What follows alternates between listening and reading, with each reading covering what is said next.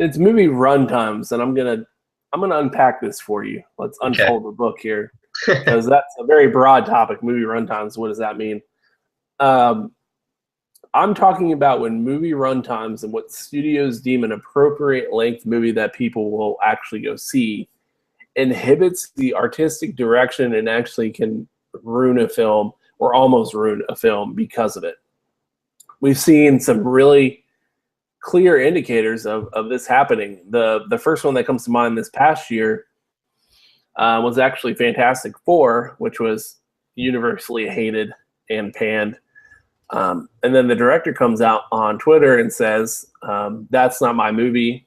The studio completely took it out of my hands and made cuts all over the place. Trust me, that's not the film I made." Apparently, he made a very long film. I think the Fantastic Four movie just came out to just over 2 hours, and he made something closer to 3 hours. Wow. That he was trying to push on the studio. The Avengers: Age of Ultron. We discussed it a little bit before. So many scenes that were cut that could have explained a little bit more. And Josh Whedon was actually like, when you saw him in the interviews and like leading up to that movie, as far as like promoting, you could see he was like dead inside. I know that was the running news about him. Everybody Yeah. knows like he quit Twitter and all this stuff, and he said that Yeah, the he was movie just broke him. on the interviews. He was plain faced, and it's completely 180 from what he was after Avengers 1 when he was very upbeat. Just he said that the creative control was taken out of his hands. Some important scenes that he demanded, hey, I want this in the movie, and they said, sorry, we got to make this 2 hour, shove it into this 2 hour and 20-minute window. And then most recently, Batman v Superman. I can tell you this from experience. I'm not sure if you've seen it yet. I have twice. But have you seen the Ultimate Cut that just came out? No, because it's not being released anywhere near me. It's on iTunes. Oh, it is? Really? Right now. Oh, And I may have to download that. yep, it came out on iTunes like a week early from like DVD Blu-ray release. Oh, okay.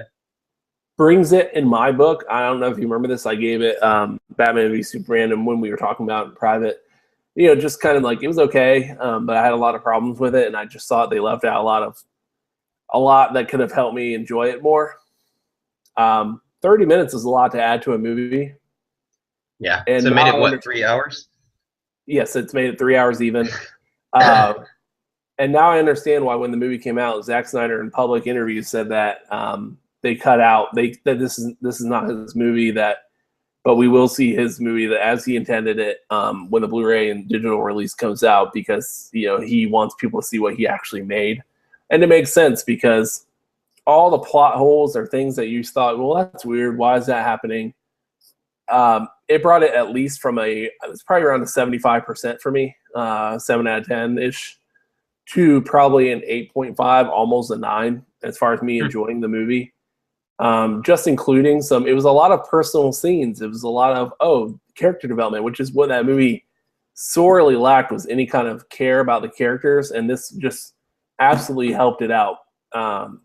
But I wanted to ask you, what do you think about, I think it's a bad trend because I would love to see a studio take a chance and say, let's release a 3.5 hour movie. Shoot, let's do a 4 hour movie and bring back intermissions the way we used to have them when we had long movies. Intermissions used to be a thing that they got rid of. Because I understand, heck, at the end of a 2.5 hour movie, I have to use the bathroom more than anyone. Yeah. But what do you think about that? I mean, do you think it's something that they should be willing to explore, or do you think keeping it low is the right way to go? Well, no, I agree with you. In fact, I'm disappointed that to be honest with you, I really can't think of a movie, maybe in my lifetime, that they released in theaters that they did intermission for that I actually went and saw. If they did it, I probably didn't go see it. I think they might have done that for like, did they do it for Titanic? No, Titanic's not that. But it was long. I mean, Titanic's a 3.5 hour movie. Yeah.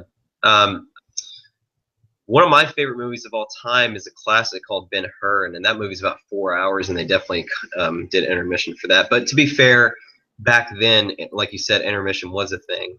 Yeah, I would completely agree. It seems like almost every big movie, as long as they are, even the ones that run upwards of almost 3 hours, the directors come out and tend to say, hey, there's a lot we didn't put in this movie. Eventually you're going to see an edition that is like, the director's cut or something.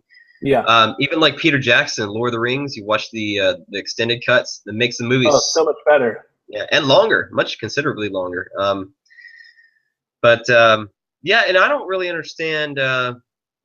It really makes me wonder, because it's something I've been kind of delving into more lately, that the way you edit and film really does change how people perceive it. So if the studio comes in and makes a bunch of cuts or adds things or demands things out of the director, in a process that is already complicated, they probably only make it worse. And I think about Age of Ultron, because Disney obviously owning the rights to all Marvel things basically now, they wanted to press little references to Disney characters, like Pinocchio. The whole time Ultron singing the stupid Pinocchio song, like that was an obvious nod to Disney the whole time. And excuse me. So I say bring them back. Bring back intermissions, make films longer.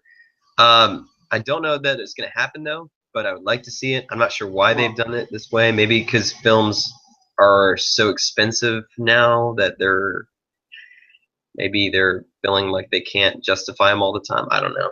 Well, for anyone who again calls it too long of a movie, or say, I won't go see a movie that's that long, let me go through some recent movies here in the recent time frame within the last 10, 20 years that were long run times, and I had no problem with them being long. And this kind of proves my point that if the material calls for it, then you definitely want it to happen.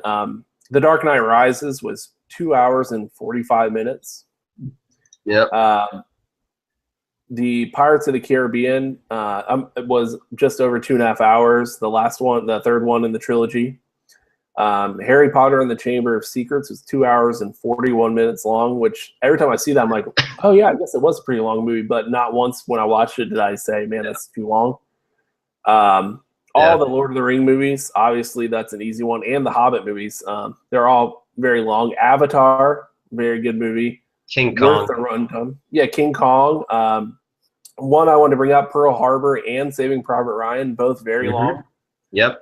But then you have the stinkers that should not have been that long, like Watchmen. You might disagree with me on that. A little bit too long. No, I would agree with you. Troy, a little bit too long.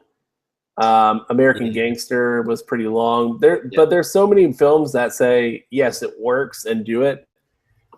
If I'm a studio that's trying to reboot the DC universe and try to compete with Marvel and be different, and I have a director, the caliber of Zack Snyder, who's telling me I want to release a 3-hour-long movie, I think the movie studios are absolutely insane to say, no, we need it.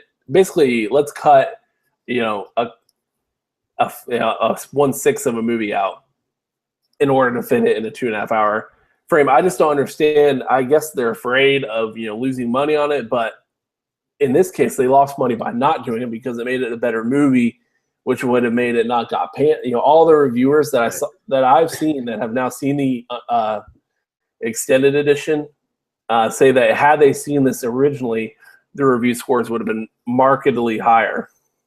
So I think that just proves the point that art can't be dictated by a runtime.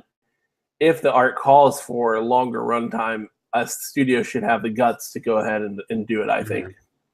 It must be a very frustrating job to be a director with studios breathing down your neck so much like that, especially some of these big films that have huge expectations.